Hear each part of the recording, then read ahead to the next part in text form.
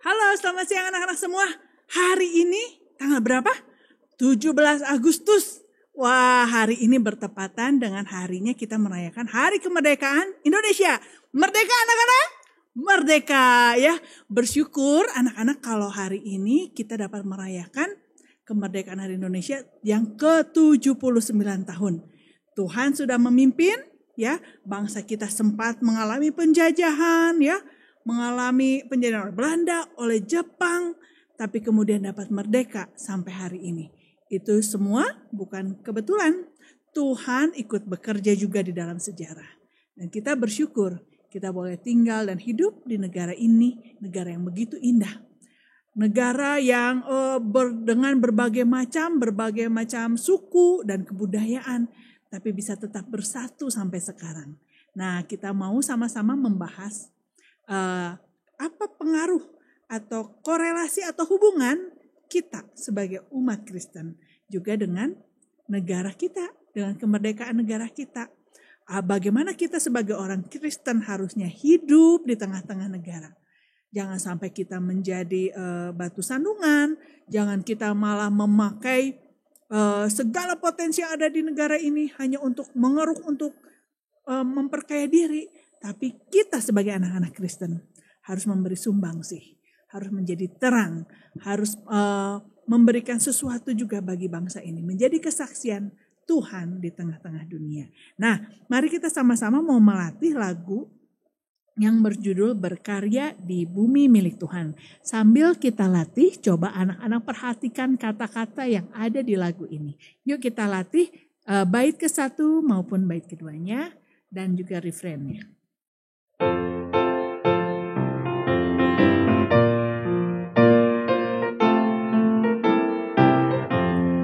Mengapa ku harus rajin belajar? Mengapa bergiat sekarang? Ternyata bukan untuk dipuji, bukan juga demi uang.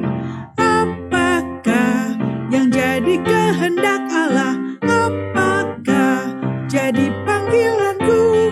Ternyata ku temukan jawabnya saat ku baca firman-Nya. Berkarya di bumi milik Tuhan, bertekun dalam pekerjaannya, berjuang untuk kerajaan-Nya di bumi seperti di surga. Nah, anak-anak, lagu ini berkata apa? Waktu kita rajin belajar ya, bukan untuk kita supaya suatu saat bisa dapat tujuannya itu ya, bukan supaya kita dapat uang sebanyak-banyaknya, bukan. Tapi Tuhan kasih apa, potensi apa kepada kita, talenta apa yang bisa Tuhan kita kerjakan sesuai dengan yang Tuhan mau. Lalu kita pakai semua yang sudah Tuhan berikan, bukan hanya untuk diri, tapi bagaimana untuk memberikan sumbangsih bagi negara ini. Bagaimana setelah itu bangsa Indonesia juga boleh melihat, mendapatkan berkat dan melihat kemuliaan Tuhan melalui kesaksian hidup orang-orang Kristen. Ya, mari kita sama-sama bersatu dulu sejenak. Setelah itu kita mempersiapkan hati kita untuk mendengarkan firman Tuhan.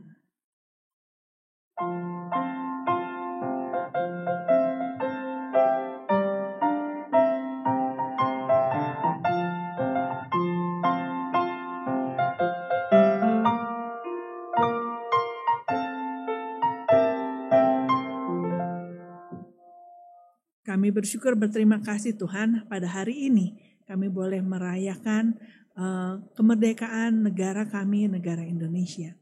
Tuhan tolong supaya kami sebagai orang-orang Kristen, sebagai pengikut Kristus, kami boleh hidup benar, hidup sesuai dengan kebenaran firman Tuhan.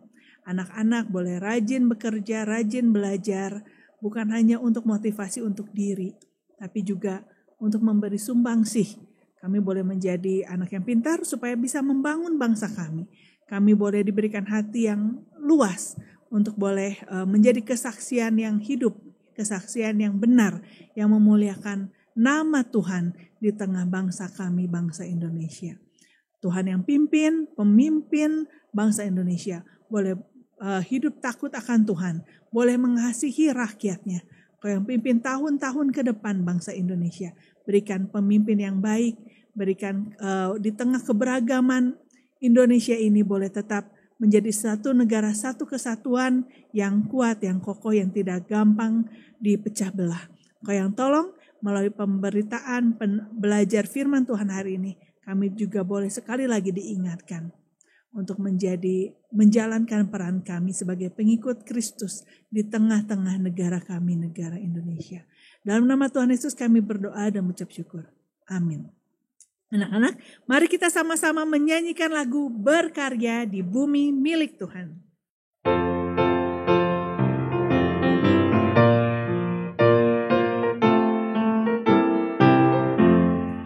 Mengapa ku harus rajin belajar? Mengapa bergiat sekarang? Ternyata bukan untuk dipuji, bukan juga demi uang. Apakah yang jadi kehendak Allah? Apakah jadi panggilanku? Ternyata ku temukan jawabnya saat ku baca firman-Nya. Berkarya di bumi milik Tuhan, bertekun dalam pekerjaannya, berjuang untuk kerajaan-Nya di bumi seperti di surga. Mari kita sama-sama mendengarkan firman Tuhan hari ini.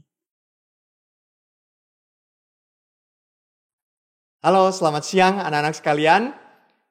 Kita hari ini akan merenungkan firman Tuhan di dalam PA Anak pada siang hari ini. Tetapi firman Tuhan ini khusus karena hari ini bertepatan dengan hari di mana kita memperingati kemerdekaan Indonesia. Dan Tuhan sudah pelihara bangsa ini selama 79 tahun. Kita patut bersyukur, kita patut bersuka cita. Tetapi bagaimana kita menjadi orang Kristen? Dan dalam memperingati kemerdekaan ini apa yang harus kita lakukan? Mari anak-anak kita akan sama-sama mempelajari kebenaran firman Tuhan. Bapak ajak sama-sama kita membaca dari Galatia pasal yang ke-5 ayat yang ke-13. Hari ini kita khusus akan bicara mengenai bebas dari penjajahan. Galatia pasal yang ke-5 ayat yang ke-13 Bapak bacakan bagi kita sekalian. Demikian firman Tuhan. Saudara-saudara, memang kamu telah dipanggil untuk merdeka. Tetapi janganlah kamu mempergunakan kemerdekaan itu sebagai kesempatan untuk kehidupan dalam dosa. Melainkan, layanilah seorang akan yang lain oleh kasih. Sekali lagi saudara sekalian, anak-anak sekalian, saudara-saudara memang kamu telah dipanggil untuk merdeka. Tetapi janganlah kamu mempergunakan kemerdekaan itu sebagai kesempatan untuk kehidupan dalam dosa. Melainkan layanilah seorang akan yang lain oleh kasih. Mari kita berdoa. Bapa kami yang berada dalam kerajaan surga, kami bersyukur untuk anugerah yang Tuhan beri bagi kami. Dan tolonglah kami ketika kami akan merenungkan firman Tuhan. Berkati kami, pimpinlah setiap kami, agar kami dapat sungguh merenungkan firman Tuhan. Dan kami khususnya sebagai warga negara Indonesia yang sehari ini sedang memperingati kemerdekaan Indonesia. Kami berdoa biarlah Tuhan yang memimpin kami untuk kami bisa bertindak sebagai orang Kristen di dalam menghayati kemerdekaan kami. Terima kasih Tuhan untuk anugerah-Mu. Di dalam nama Tuhan Yesus Kristus kami berdoa. Amin. Anak-anak sekalian, sudah berapa lama Indonesia merdeka ya? Kita merdeka sejak tahun 1945 sampai tahun 2024. Berarti anak-anak sekalian kita sudah merdeka selama 79 tahun. Tuhan sudah menganugerahkan kita lepas dari perbudakan bangsa asing. Indonesia pernah dijajah oleh berbagai bangsa di dalam dunia ini.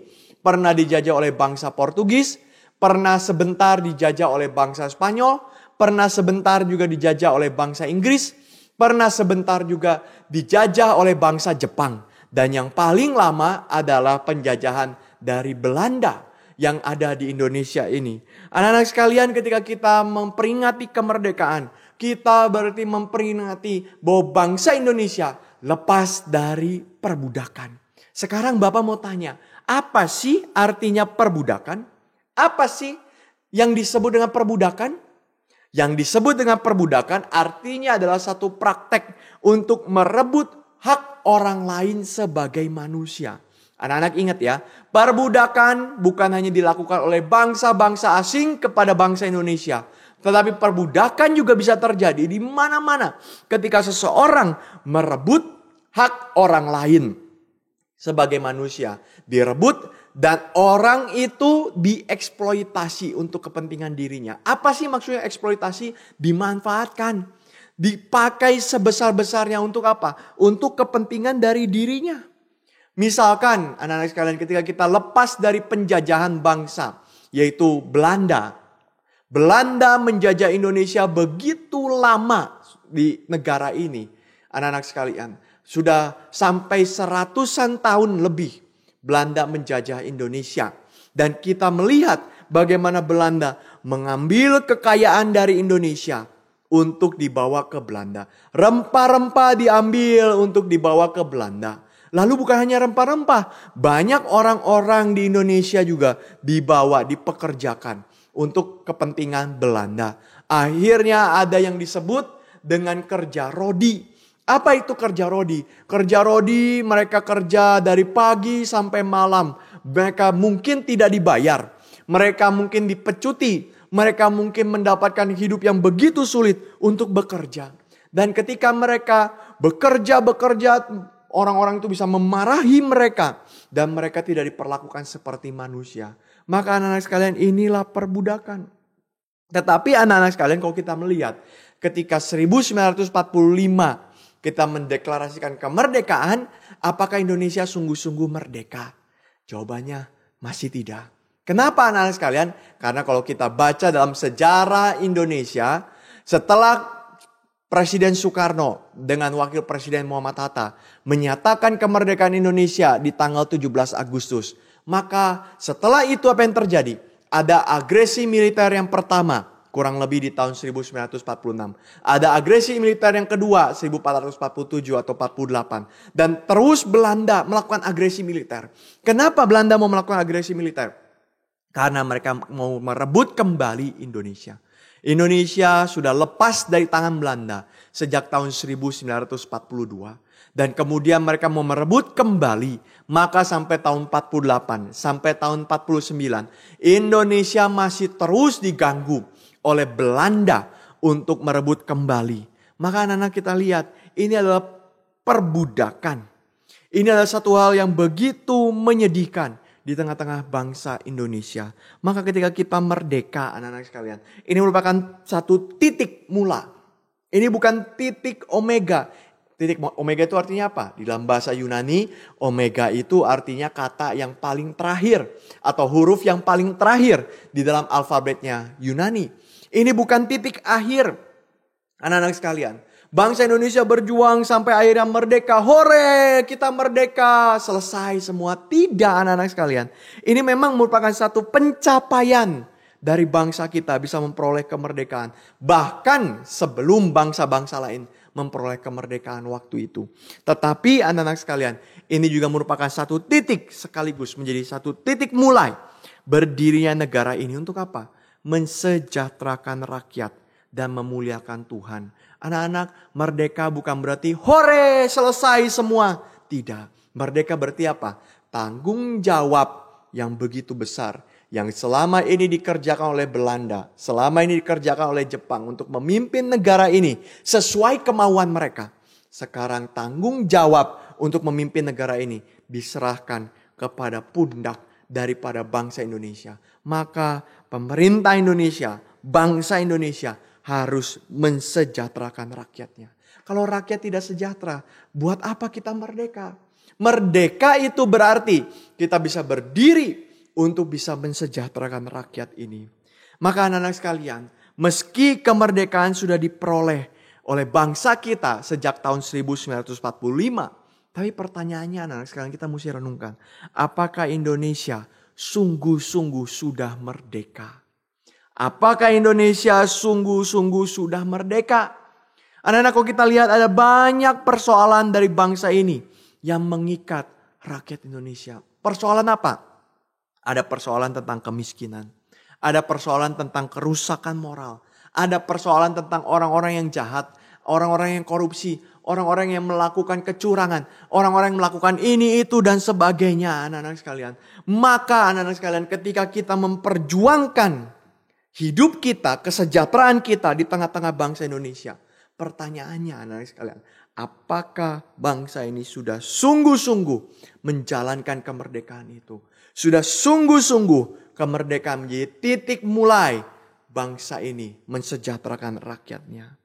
Anak-anak sekalian, kalau kita melihat tugas kita sebagai bangsa Indonesia masih belum selesai, maka kita masih terus harus berjuang untuk mensejahterakan rakyat Indonesia yang ada di sekitar lingkungan kita. Maka anak-anak sekalian, pertanyaannya khususnya bagi kita sebagai orang Kristen, apa yang harus kita lakukan? Bagaimana orang Kristen bisa menikmati? Bagaimana orang Kristen bisa mempertahankan kemerdekaan yang Tuhan sudah berikan bagi kita?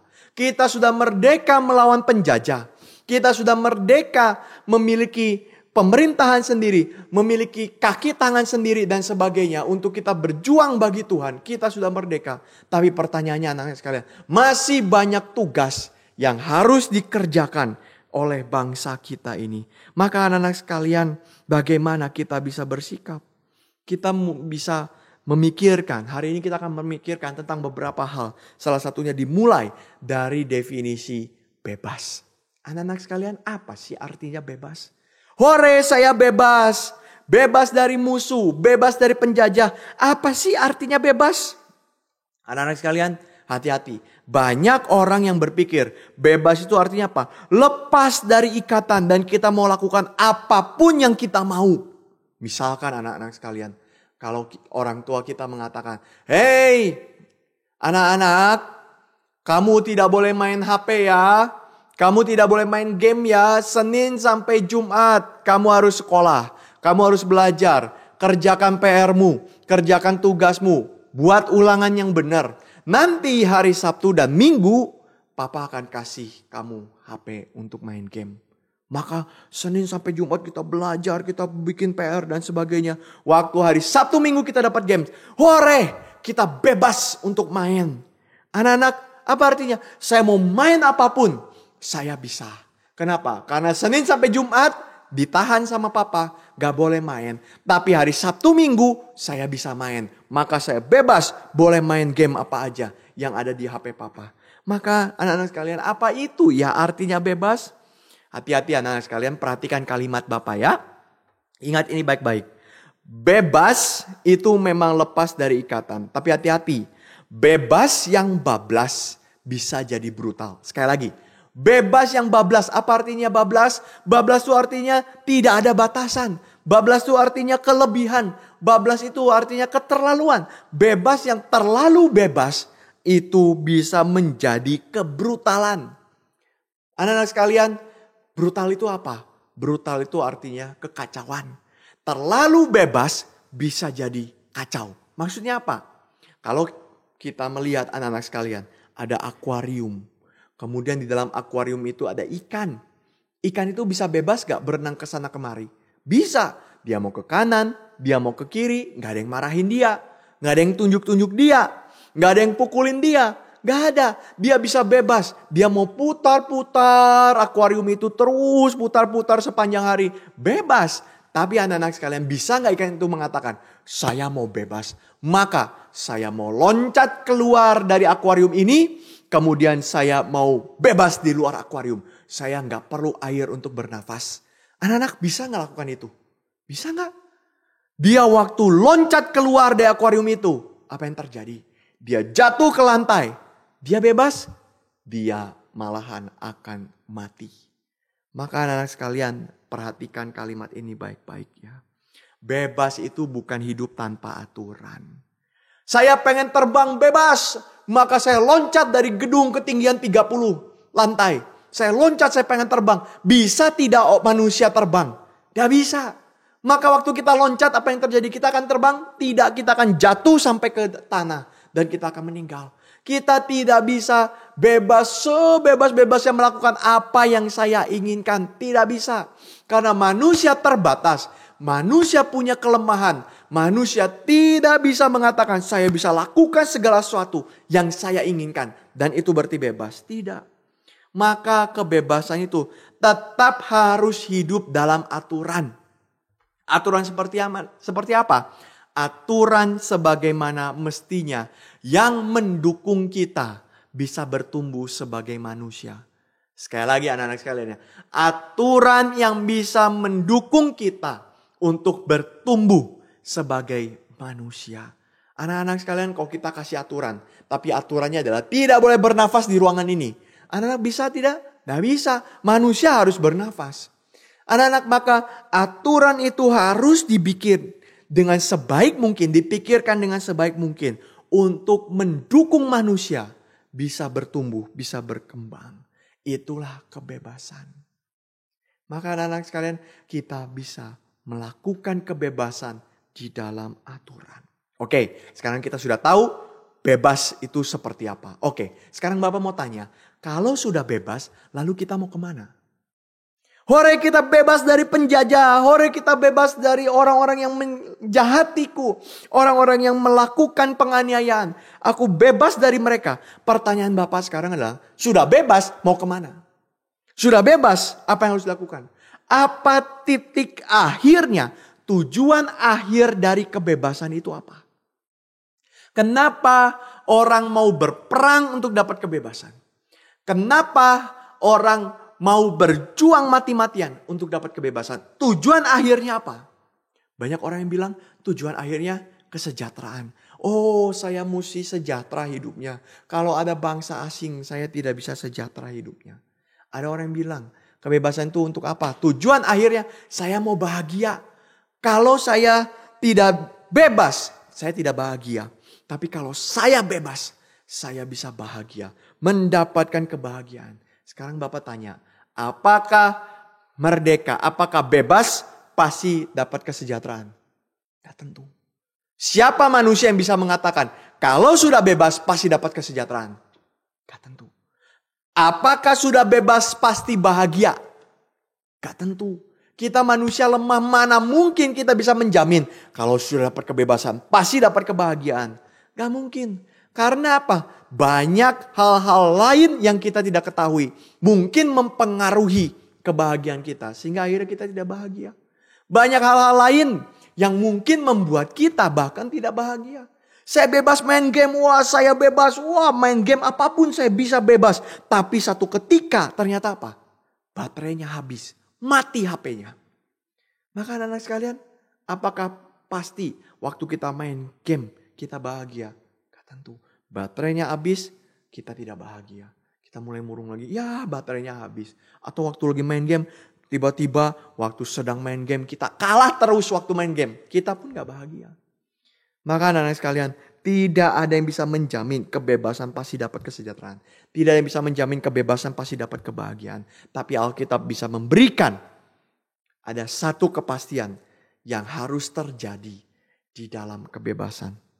Apa itu anak-anak sekalian? Mari kita lihat sama-sama di dalam ayat ini. Galatia 5 ayat yang ke-13. Anak-anak di sini Paulus sedang menyinggung kebebasan. Merdeka.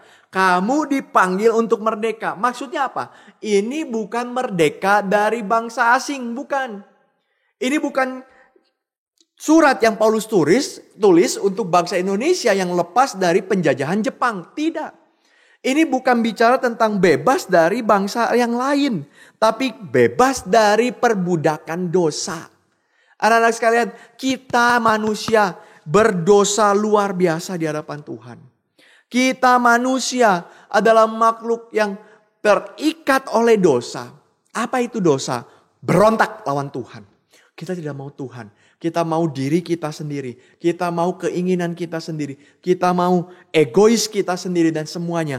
Kita tidak mau dengar perkataan daripada Tuhan. Padahal Tuhan kasih perkataan untuk kita hidup dengan baik. Tapi kita menolak perkataan dari Tuhan. Maka anak-anak sekalian, kita jatuh dalam perbudakan dosa. Dosa mencengkram kita. Dosa mengikat kita. Yang akhirnya apa? Menghancurkan kita.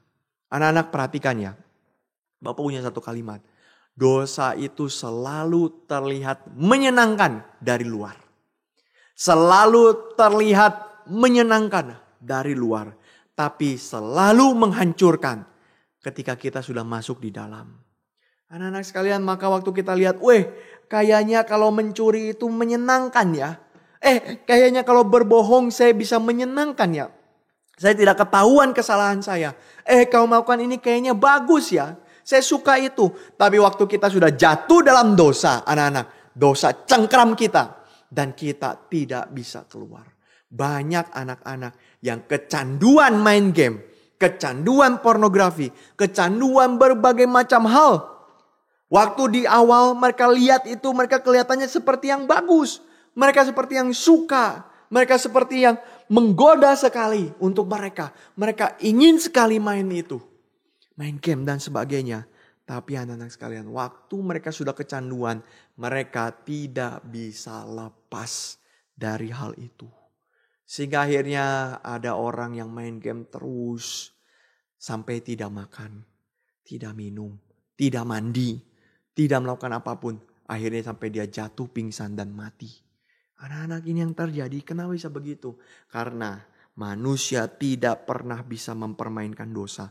Dosa yang permainkan manusia. Manusia tidak pernah bisa mainkan dosa. Kita tidak bisa mengatakan, saya berdosa nanti juga saya bertobat. Tidak bisa anak-anak sekalian. Saya berdosa sekarang saja, nanti saya tidak lagi melakukan dosa. Tidak bisa. Hati manusia sudah dicengkram oleh dosa. Maka saudara, manusia hanya melakukan kehendaknya yang berbuat dosa. Kehendaknya yang buruk itu di hadapan Tuhan. Sehingga hidup kita tidak mempermuliakan Tuhan. Anak-anak sekalian, orang yang hidupnya egois, orang yang hidupnya pikirkan diri sendiri, meskipun bisa terlihat seperti yang baik-baik saja, tapi dia hidup di dalam dosa. Maka anak-anak sekalian, kalau kita sudah dicengkram oleh dosa, banyak anak-anak yang sudah jatuh dalam dosa, dia tidak bisa lepas. Yang ada hanyalah dia nangis-nangis. Saya tahu ini salah, tapi saya tidak bisa lepas. Saya tahu ini tidak boleh dilakukan, tapi saya tidak bisa lepas. Anak-anak manusia sudah dibutakan oleh dosa. Bisakah manusia berjuang sendiri lepas, bebas dari dosa? Tidak bisa. Anak-anak mau cari di negara manapun, semua manusia jatuh dalam dosa. Anak-anak mau cari sampai ke atas gunung Everest, sampai ke dalam palung Mariana yang paling dalam. Anak-anak mau cari dimanapun di seluruh dunia, semua manusia sudah jatuh dalam dosa. Dan semua manusia, Alkitab pakai istilah, mati di dalam dosa-dosa mereka. Mati. Bisakah orang mati mengatakan saya mau hidup? Saya mau bangkit. Saya tidak mau mati lagi. Tidak bisa. Orang mati tidak berdaya di bawah kematian. Dia nggak bisa apa-apa lagi. Dia nggak bisa berteriak. Dia tidak bisa angkat tangan. Dia tidak bisa jalan. Dia tidak bisa apa-apa lagi. Mati ya mati. Sudah. Tidak bisa apa-apa lagi. Dan itulah dosa. Dosa merenggut manusia. Sehingga manusia tidak bisa melawan dosa. Maka anak sekalian, bagaimana kita bisa lepas? Bagaimana kita bisa bebas dari perbudakan dosa? Jawabannya hanya satu. Ketika Kristus Yesus datang menyelamatkan kita dari dosa. Dia datang dari surga, turun ke dalam dunia. Dia bukan turun untuk jadi raja. Dia bukan turun untuk menjadi jenderal. Dia bukan turun untuk menjadi bisnismen kaya. Tidak, dia turun ke dalam dunia untuk apa? Mengambil engkau dan saya dari kubangan lumpur dosa itu. Dari ikatan dosa itu, dia mengambil kita. Caranya bagaimana? Caranya dengan penebusan, beli kembali. Dia membeli kita dengan darahnya yang begitu mahal. Maka untuk kita diselamatkan, dia berkorban. Untuk kita lepas dari dosa, dia hancurkan tubuh ini.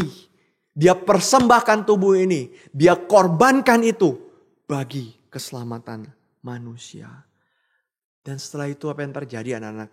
Dia bangkit pada hari yang ketiga. Dan dia memberi hidup yang kekal kepada manusia. Perkenanan dari Bapa di surga. Maka anak-anak sekalian, ketika dosa merebut kebebasan kita, Tidak ada kebebasan dalam dosa. Terlihat seperti yang bebas, tapi kita diperbudak oleh hawa nafsu kita, oleh kejahatan kita, oleh hati kita yang ingin lepas dari Tuhan. Kita diperbudak oleh itu. Tapi anak-anak sekalian, Kristus menghancurkan dirinya dan memberikan kebebasan bagi kita. Maka dikatakan kita dipanggil untuk merdeka. Siapa yang panggil? Bukan diri kita. Bukan kita yang bisa datangi Kristus. Bukan kita yang bisa dapat keselamatan, tidak. Tapi Kristus yang panggil. Kenapa? Karena Dia sudah mendapatkannya. Dia sudah menebus kita. Kita anak-anaknya. Bapa di surga. Maka Ia memanggil kita. Allah memanggil kita untuk masuk menikmati kebebasan. Hanya dari Kristus. Gak ada yang lain. Gak mungkin ada yang lain. Hanya daripada Kristus saja. Anak-anak, apakah sudah selesai sampai di situ? Tidak. Tidak. Orang Kristen pun dididik oleh Tuhan untuk mengenal Allah dan membenci dosa. Ingat ya anak-anak ya, kebebasan bukan tanpa aturan. Maka kita sebagai orang Kristen, kita bisa bebas dari apa? Dari dosa. Kita bebas dari jahat. Kita bebas dari segala hal yang najis. Hal yang mendukakan hati Tuhan. Kuasa itu dari si jahat. Kita bebas, kita lepas karena Kristus yang bebaskan kita, yang merdekakan kita. Setelah itu apa? Kita duduk-duduk, kita tenang-tenang, kita nikmati hidup kita? Tidak. Setelah itu apa? Kita jalankan hidup yang kudus. Hari demi hari. Belajar kenal Tuhan. Hari demi hari. Maka ada tugasnya ya. Setelah merdeka, setelah bebas, ada tugas yang harus dilakukan. Dan anak-anak sekalian, karena itulah Paulus mengatakan saudara sekalian dalam surat Galatia ini bahwa kita sebagai orang Kristen kita tidak buang hukum Taurat. Loh, maksudnya apa? Kita tidak buang hukum Taurat, kita tidak buang firman Tuhan, kita tidak buang aturan-aturan yang ada. Bukan agama Kristen jika kita hidup tanpa aturan. Kita tidak bisa hidup semau kita. Kita tidak bisa hidup melakukan apapun yang kita inginkan. Kita balik lagi ke dosa-dosa kita. Bukan anak-anak sekalian. Lalu apa gunanya hukum Taurat? Apa gunanya firman Tuhan? Apa gunanya perintah Tuhan? Perjanjian lama masih berlaku bagi kita. Apa gunanya? Gunanya untuk membimbing hidup kita sebagai orang percaya. Untuk setia pada kebenaran. Anak-anak perhatikan ya. Kita harus belajar setia pada kebenaran. Gimana cara belajarnya? Firman Tuhan kasih tahu kita. Firman Tuhan kasih arahan bagi kita. Firman Tuhan mendorong kita untuk menikmati keselamatan yang Tuhan berikan bagi kita. Maka kita perlu firman Tuhan. Bukan supaya kita diselamatkan. Kita belajar baca Alkitab. Bukan supaya saya dapat keselamatan. Tidak. Tapi Tuhan sudah selamatkan terlebih dahulu. Dan setelah itu, ada respon setelah itu. Yaitu apa? Respon selanjutnya, kita belajar firman Tuhan. Untuk kita bisa menikmati keselamatan yang Tuhan sudah berikan pada kita. Ini seperti rel kereta api. Anak-anak pernah lihat kereta api berjalan di luar relnya? Bisa nggak kereta api berjalan di luar rel? Tidak bisa. Kenapa? Dia mau berjalan. Bisa tidak dia berjalan dengan bebas? Bisa. Dia mau jalan hari ini, mau jalan besok. Dia mau jalan 1 jam, mau jalan 2 jam. Dia mau jalan kecepatan 100 km, dia mau jalan kecepatan 20 km. Bisa tidak? Bisa. Bebas. Tetapi anak-anak sekalian, dia tidak bisa berjalan di luar rel. Dan itulah kekristenan. Apa maksudnya? Kita bebas dari dosa. Kita lepas dari kejahatan. Dari kuasa si jahat yang menghancurkan. Yang memperbudak kita. Kita lepas. Tapi waktu kita berjalan tetap di atas rel. Rel apa? Firman Tuhan. Untuk apa? Menyenangkan hati Tuhan. Maka anak-anak lihat ya. Inilah kebebasan yang ada di dalam kekristenan. Kebebasan itu yang kita harus lakukan.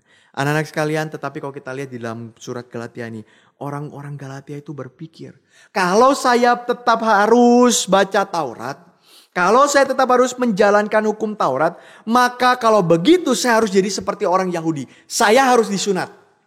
Semua orang Kristen harus seperti orang Yahudi, harus disunat. Paulus sangat marah dan menegur mereka dengan keras, anak-anak sekalian. Menegur kenapa? Kita mesti perhatikan juga bahwa ketika kita belajar hukum Taurat, ketika kita belajar firman Tuhan, bukan berarti kita kembali menjadi orang Yahudi. Tidak. Tidak. Tapi kita menjadi orang yang telah bebas karena Kristus. Apa bedanya orang Kristen sekarang dengan orang Yahudi dulu? Kita akan sama-sama lihat dengan satu pertanyaan ini. Kenapa Israel dulu dikasih Taurat oleh Tuhan? Kenapa Israel harus diberikan hukum Taurat oleh Tuhan? Anak-anak Israel diberikan hukum Taurat bukan supaya mereka hidup ikutin Taurat. Pokoknya mereka hidup untuk hukum Taurat. Bukan. Bukan hidup mereka untuk hukum Taurat. Bukan hidup mereka mati sebagai orang-orang yang sungguh-sungguh hanya ikutin Taurat saja. Tidak. Tapi sekali lagi anak-anak sekalian, Taurat didik mereka untuk bisa hidup. Bapak ambil contoh. Ini contoh yang Paulus katakan. Anak-anak sekalian, waktu kita masih kecil, kita belum ngerti apa-apa. Bisa gak kita langsung kerjakan pekerjaan papa kita? Pekerjaan orang tua kita. Mereka bekerja di kantor, mereka bekerja di mana. Ini anak kecil, anak SD. Bisa tidak kerjakan itu? Gak bisa. Kenapa? Karena kita belum punya pengalaman. Karena kita belum tahu apa yang harus dilakukan. Karena kita belum mengerti bagaimana kita harus hidup sebagai manusia. Banyak ilmu yang masih harus kita pelajari dan seterusnya. Maka anak sekalian, di zaman dulu, di zaman orang-orang Yahudi itu hidup di zaman dulu, mereka kalau punya anak ini suatu saat akan melanjutkan bisnis dari papanya. Pasti. Anak itu tidak bisa seperti sekarang ya, papa saya dokter, saya mau jadi tentara. Nggak bisa. Zaman dulu nggak bisa begitu. Papanya dokter, anaknya pasti dokter. Papanya tentara, anaknya pasti tentara. Maka kalau dia punya anaknya akan melanjutkan pekerjaan dari papanya. Tapi kalau anaknya masih kecil, anaknya belum bisa melanjutkan pekerjaan dari papanya. Jadi gimana dong? Maka anak ini harus dilatih dulu untuk mengerjakan pekerjaan dari papanya. Siapa yang latih? Yang latih biasanya bukan papanya sendiri. Yang latih biasanya ada asisten dari papanya yang didik anak ini. Maka anak ini dididik. Kamu kalau kamu mau jadi tentara, kamu gak boleh sembarangan pergi keluar-keluar. Kamu harus minta izin dulu. Kamu kalau mau jadi tentara, kamu tidak bisa main pukul-pukul orang. Kamu harus punya wibawa. Kamu harus bisa menguasai dirimu dan sebagainya. Maka anak ini yang masih kecil diajarin. Dididik dulu, dikasih tahu ini salah, itu benar, ini harus dilakukan, ini tidak boleh dilakukan. Dikasih tahu terus. Sampai nanti ketika dia sudah dewasa, apakah dia masih perlu dikasih tahu terus? Enggak. Apakah dia masih perlu diikutin terus? Tidak. Lalu apa yang dilakukan? Dia bisa melanjutkan pekerjaan dari papanya. Nah, anak-anak sama seperti hukum Taurat. Kenapa Israel dapat hukum Taurat? Karena Israel belum tahu Tuhan seperti apa. Israel belum kenal Tuhan. Israel harus belajar tentang Tuhan. Israel harus belajar tentang hidup kudus sebagai umat Tuhan. Israel harus belajar tentang bagaimana mereka bisa sungguh-sungguh percaya kepada Tuhan dan seterusnya. Maka mereka harus dididik. Dan siapa yang didik mereka? Yang didik mereka adalah hukum Taurat. Karena itu dalam hukum Taurat dikatakan dilarang ini, dilarang itu. Nggak boleh ini, nggak boleh itu dan sebagainya. Anak-anak sekalian. Tetapi ketika mereka sudah dewasa. Dewasanya kapan? Alkitab katakan, Paulus katakan. Dewasanya waktu Kristus Yesus datang ke dalam dunia. Maka waktu Tuhan Yesus datang. Tuhan Yesus buka seluruh pintu itu. Tadinya hukum Taurat hanya diberikan pada orang Yahudi. Sekarang dibuka lebar kepada semua orang untuk datang kepada Tuhan Yesus. Dan waktu mereka datang kepada Tuhan Yesus, apakah mereka harus ikuti semuanya? Seperti zaman dulu lagi, seperti orang Israel lagi. Balik lagi seperti orang Yahudi lagi. Mereka harus seperti itu? Tidak. Karena mereka sudah dewasa. Kristus sudah datang. Kristus sudah genapi hukum Taurat di atas kayu salib. Sudah genapi.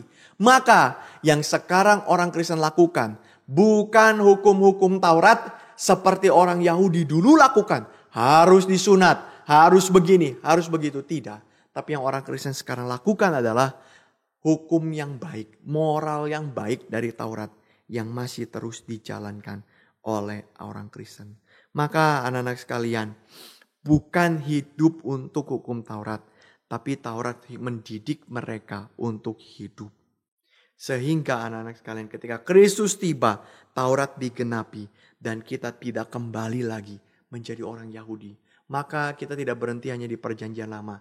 Kita juga masuk dalam perjanjian baru dan kita juga terus berjalan di dalam perjanjian baru itu. Maka anak-anak sekalian, kita lihat ya, ketika kita dapat kebebasan, kita bukan berarti balik lagi seperti orang Yahudi. Tidak. Ketika kita dapat kebebasan, kita bukan berarti jadi orang yang liar. Pokoknya sekarang saya sudah masuk perjanjian baru. Saya tidak perlu lagi hukum apa-apa. Saya lakukan segala sesuatu dengan keinginan saya. Tidak boleh seperti itu. Lalu kalau bukan yang A, bukan yang B, sekarang harus bagaimana kita menjadi orang yang merdeka? Jawabannya satu, hidup mengasihi. Anak-anak perhatikan ya, hidup mengasihi. Kenapa? Karena kasih akan mengajarkan kita tentang tanggung jawab. Kasih mengajarkan kita tentang tanggung jawab. Tanggung jawab apa? Waktu kita mengasihi Tuhan, kita gak mungkin mau melukai Tuhan. Waktu kita mengasihi Kristus, kita tidak mau Kristus berduka. Dan waktu kita melakukan hal itu, apakah kita akan pikir tentang diri kita sendiri? Tidak.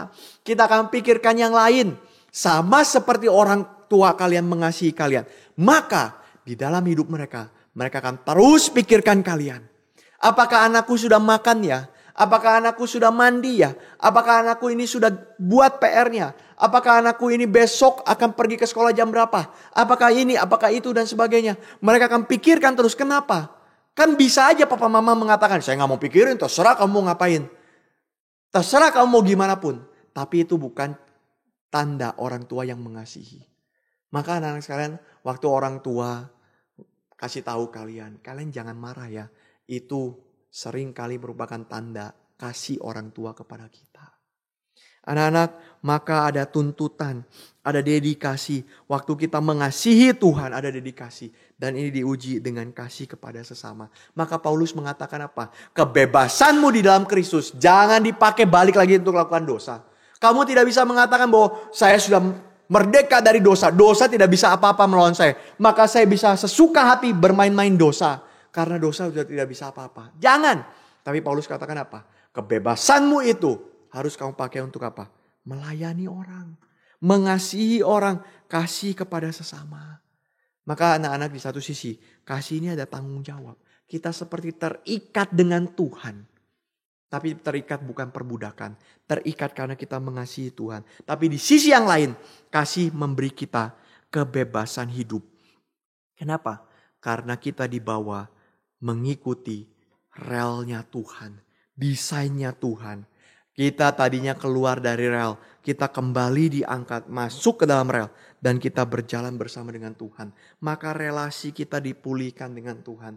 Maka kita menjadi anak-anak Bapa di surga. Karena itu anak-anak sekalian, Paulus katakan, jangan pakai kebebasan itu untuk berdosa.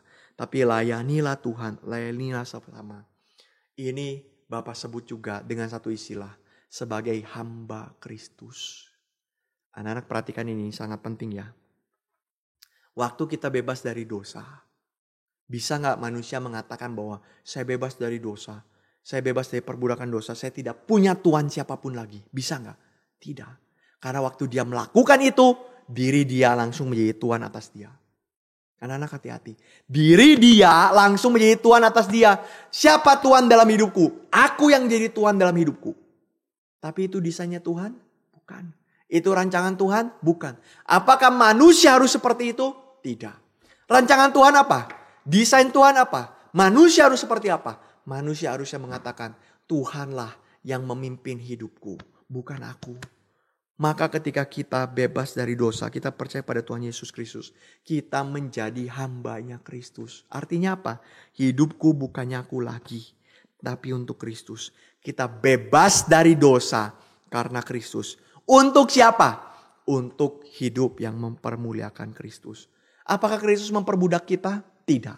Apakah Kristus berbuat jahat pada kita? Tidak. Dia kembalikan kita ke relnya. Sehingga apa? Kita bisa hidup mempermuliakan Bapa. Menikmati kasih Bapa. Karena Kristus bebaskan kita. Karena kita menjadi hamba Kristus. Dia tebus kita menjadi manusia sejati. Dan dia tidak hancurkan kita. Tetapi dia menghancurkan dirinya. demi kita. Maka ketika kita merenungkan akan bagian ini anak-anak sekalian, ketika kita merenungkan kemerdekaan Indonesia, kita bersyukur pada Tuhan. Tuhan berikan kemerdekaan. Meskipun masih ada PR, meskipun masih ada hal-hal yang harus kita lakukan. Kemerdekaan bukan akhir dari bangsa ini. Kemerdekaan adalah awal dari bangsa ini untuk bekerja, mensejahterakan rakyat, memuliakan Tuhan. Betul. Tetapi anak-anak sekalian, Bapak mau katakan, Bapak mau ingatkan juga, ada satu kebebasan yang jauh lebih besar, yaitu kita bebas dari perbudakan dosa. Satu sisi bebas dari bangsa lain, perbudakan bangsa lain. Sisi lain bebas dari perbudakan dosa. Maka selanjutnya kita harus melakukan apa? Sama, pakai kebebasan ini untuk mengasihi Tuhan, mengasihi sesama, dan hidup bagi Tuhan. Sekali lagi anak-anak sekalian ya, baik kebebasan kita sebagai bangsa dan negara, maupun kebebasan kita lepas dari dosa, kebebasan yang jauh lebih besar daripada kebebasan ini. Apa yang harus kita lakukan selanjutnya? Apa yang harus kita lakukan setelah ini? Pakai hidupmu mengasihi sesama. Pakai hidupmu melayani Tuhan di negara yang bebas ini. Di negara yang sudah Tuhan berikan anugerah begitu besar. Bukan untuk diri sendiri. Bukan untuk saya. Tapi untuk Kristus. Sebab kita adalah hambanya Kristus. Dan inilah kebebasan sejati. Kebebasan yang berada dalam rel. Dan relnya itu apa? Relnya itu adalah kita menjadi hamba daripada Kristus. Melakukan apa yang Tuhan inginkan. Dan dari sanalah kita mempermuliakan nama Tuhan. Inilah anak-anak sekalian, bagaimana kita bisa menikmati kebebasan dari perbudakan yang Tuhan sudah anugerahkan bagi kita. Amin. Mari kita berdoa. Bapa di dalam kerajaan surga, kami bersyukur untuk anugerah yang Tuhan beri bagi kami. Dan tolonglah kami untuk memaknai kebebasan ini dengan hati yang sungguh takut akan Tuhan. Dan kami mau pakai untuk mengasihi sesama kami. Dan berjuang bagi Kristus di tengah-tengah negara ini. Terima kasih Tuhan untuk anugerah-Mu. Di dalam nama Tuhan Yesus Kristus kami berdoa. Amin. Sampai di sini anak-anak sekalian. Minggu depan kita akan kembali lanjutkan eksposisi dari Injil Matius. Tuhan memberkati kita. Selamat siang. Anak-anak bersyukur untuk firman yang boleh kita dengarkan hari ini. Ya, biarlah firman Tuhan hari ini boleh semakin meneguhkan kita dan memberikan kekuatan bagi kita untuk menjadi saksi-saksi Kristus di tengah negara kita, negara Indonesia tercinta ini. Nah, mari kita sama-sama kembali meresponi firman Tuhan dengan menyanyikan lagu berkarya di bumi milik Tuhan.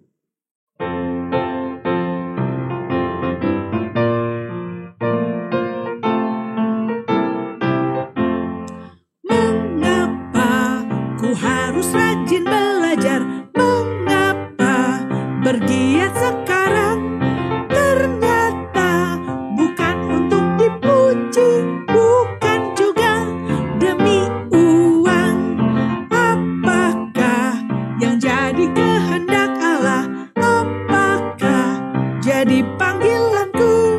Ternyata ku temukan jawabnya saat ku baca firman.